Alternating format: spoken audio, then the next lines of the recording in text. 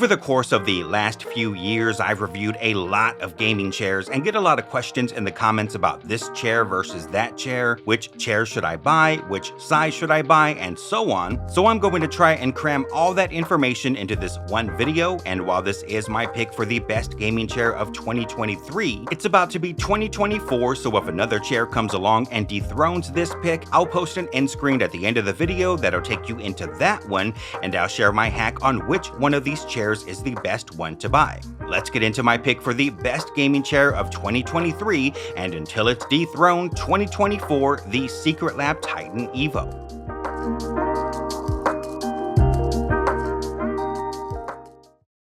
For transparency, Secretlab is not sponsoring this video. They have no idea I'm making this video, and I paid for these products out of my own pocket. That said, if you find this video helpful and want to show support to a smaller channel, consider using my links in the description. I will earn a small percentage, which helps me afford more things to review and keep my channel alive. The first thing I'll stress is that just because I find this chair comfortable does not mean you're going to find this chair comfortable. I spent around $1,400 on a Herman Miller M-Body, and if you YouTube search that, you're going to find nothing but rave reviews all over the internet, except for mine because I found it uncomfortable. I could feel the plastic nodules used in the build poking into my low back and butt, and ended up returning it. The fact that I found it uncomfortable might be blasphemy in some circles, but just goes to show everyone is different. What works for me may not work for you. So let's talk about the good, the bad, the ugly, everything I've experienced with this chair, and why at the end of it all, it's still my #1 pick. First off is customer service. I deal with a lot of products that come from China and overseas, whether it's e-bikes or chairs or just off-brand names, and sometimes when people have problems with these products down the line, it's really hard to get a hold of anyone to help. With some companies, it can take days or weeks to get a response or not get a response at all and be out whatever amount of money you spent, sometimes thousands. With Secretlab, I was ready to buy a Titan Evo when they first went on sale and still had 2022 in the name, and bought my chair literally right when the website updated and allowed it. Being that my chair was part of the first batch, I ended up having some noise issues with the backrest and seat, even the piston, things that Secretlab has since ironed out, but since I had these issues, I had to contact support, and I can report that they were fast in their replies. They asked me to take pictures and videos of the problems, which I did.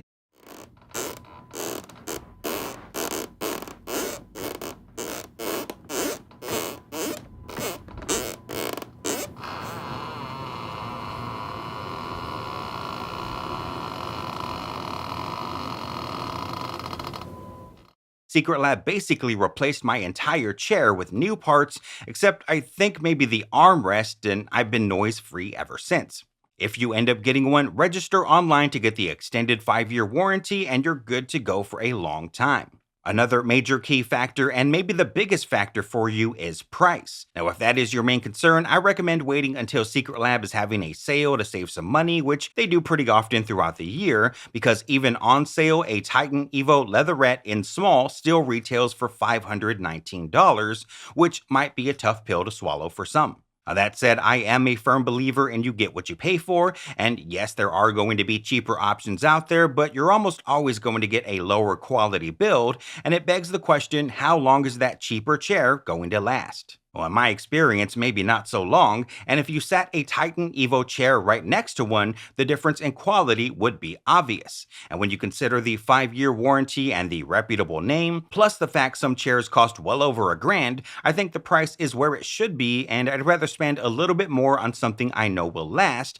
instead of saving a few bucks for something I'll need to replace in a year. The build quality won't be a factor, as this thing is built like a tank. It comes with the usual suspects like being height adjustable, being able to tilt and recline so far back you can fall asleep in it, which I have done before. It comes with 4D armrests, so you'll be able to move them up and down, side to side, forward and back, and inward and outward. It's even got a built-in ergonomic 4-way lumbar support system. It's got all the functions you'd want out of a gaming chair, but what truly separates Secretlab from the others is customizability. Now, you might be able to tell from this angle that my chair has a Naruto design. You should be able to see the hidden Leaf Village symbol on the backrest. But did you know this is also a Star Wars chair? That's right, because the Naruto design is actually a skin, which is like a wrap I can place over the chair to change the theme and color scheme whenever I want. So I can have a Naruto chair to match my orange aesthetic, or I can change it to a Stormtrooper chair if I want to change my aesthetic to more of a white and blue.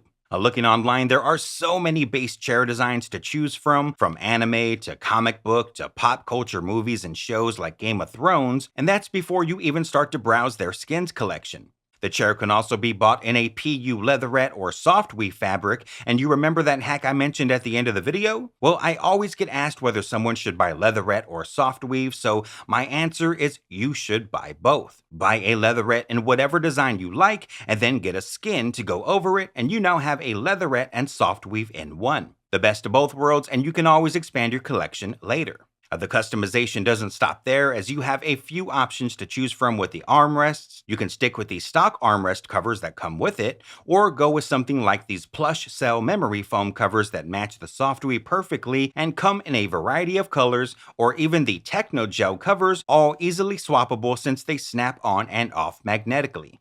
They've got footrests, memory foam lumbar pillows that come in crazy designs. Don't even get me started on the Magnus desk with swappable mag pads to match the chairs. Like I said, when it comes to which chair I choose as the best of them all, right now, the Secretlab Titan Evo is beyond the competition in both design and comfort, and if you browse through my videos, unless it's a chair review, you're going to find me sitting on a Titan Evo every time.